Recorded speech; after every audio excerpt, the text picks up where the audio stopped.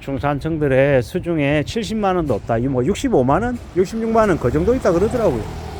이제 각종 이제 매월 이제 월급 받아서 나갈 돈 다 내고 난 다음에 남는 돈이 그래도 한 60몇만 원 된다라고 하는 것 같습니다. 근데 이런 얘기를 하면 사람들의 반응은 뭐냐면 60몇만 원이라도 남으면 다행인 거지, 마이너스 안 나면 다행이다, 조금이라도 남아있으면 괜찮은 거다 라고 말합니다.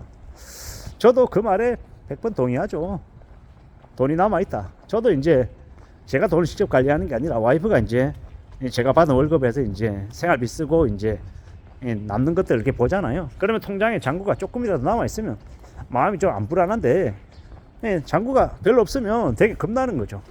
이거 이번 달에 마이너스 나는 건가? 라는 이제 두려움, 걱정들이 좀 있습니다. 그래서 항상 좀 잔고가 좀 남아 있어야 사람이 덜 불안해하며 사는 것 같습니다. 우리가 살면서 목돈이라고 하는 걸 좀 갖고 있는 게 우리에게 심리적으로 얼마나 안정감을 주는지 모릅니다. 없는 사람들, 매달 마이너스가 나서 50만 원, 100만 원, 200만 원 매달 메꿔야 되는 사람들 있잖아요. 그 사람들 마음이 되게 불안해요. 되게 쫄린다라는 거죠. 왜냐? 없으니까. 또 어디서 메꿔 와야 되나 라는 고민들, 걱정들을 매일같이 하더라는 겁니다. 그런 삶이 얼마나 우울하겠습니까? 얼마나 서글프겠냐라는 겁니다. 그러지 않기 위해서 최대한 자신의 범위 아래에서 최대한 저축하고 아끼고 살아가면 좋겠다라는 말씀을 드립니다. 그리고 살다 보면 생각지도 못하게 사기당할 때 있습니다.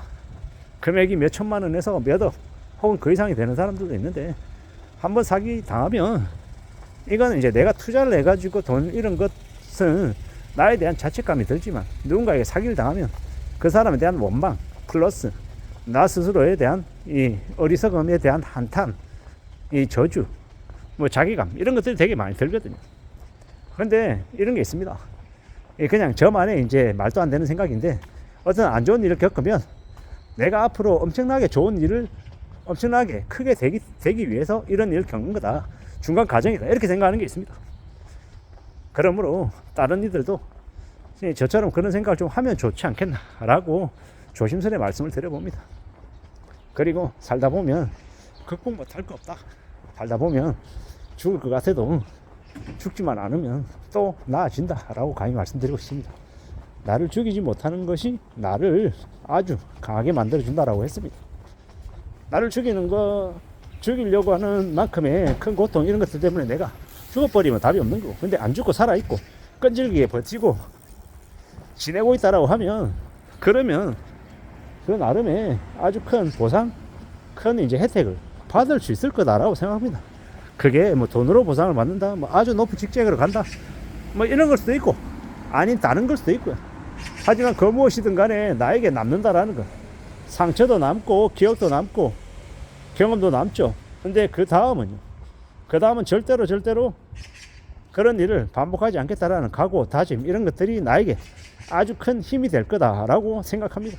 물론 한 번 당했기 때문에 다음번에 절대 안 당할 거야, 이럴 수도 없다라는 것도 압니다.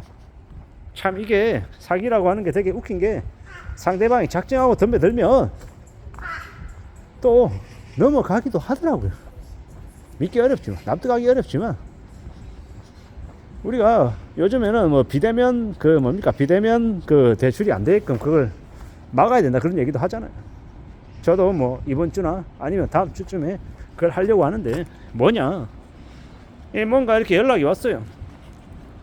이 지인이 이제 부모님이 돌아가셨다고 부고 메일이 왔어요. 부고 문자가 왔어요.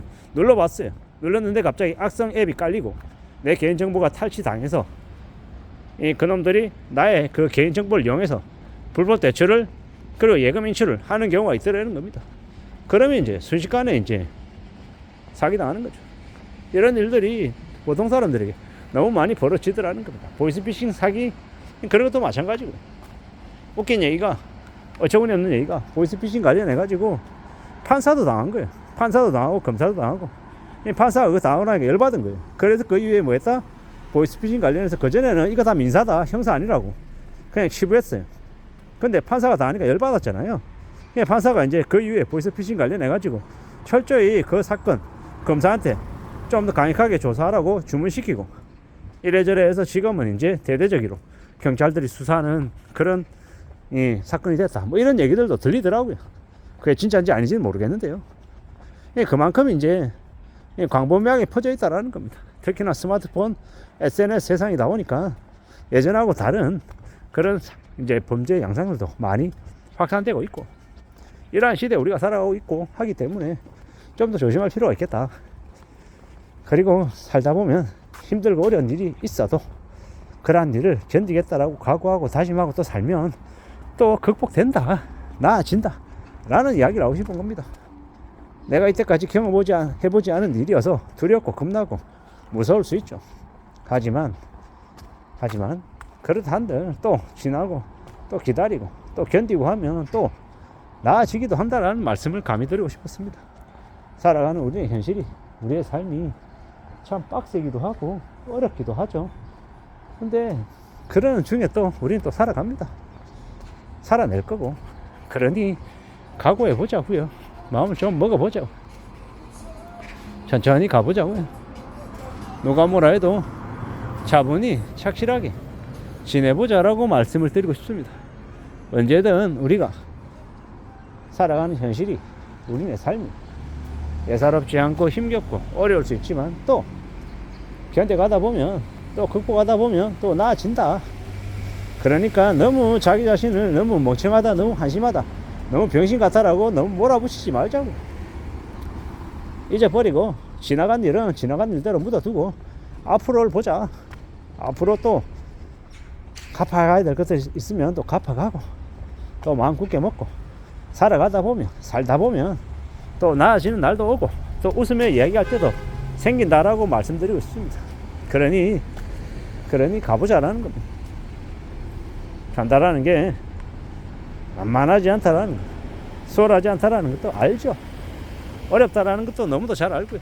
그런데 또 그럼에도 불구하고 또 살아가다 보면, 또 견디다 보면 또 괜찮아진다라는 거.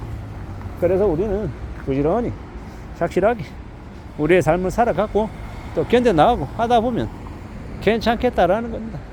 그런 마음으로 살아가 보자고요. 나에게만 힘든 일이 생기고 나에게만 어렵고 고민스러운 것들이 벌어지는 것 같지만 딱 그렇지도 않더라. 그리고 살아가다 보면 그 어떤 일도 나에게 이득이 안 되는 일이 뭐가 있겠냐, 이런 생각으로 살면 좋겠습니다.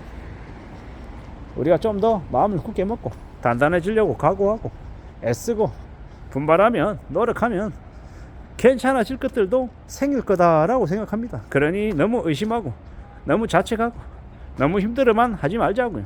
또 다시 뛰어보면 또 길이 열릴 수 있다는 말씀을 드리고 싶었습니다. 이상입니다.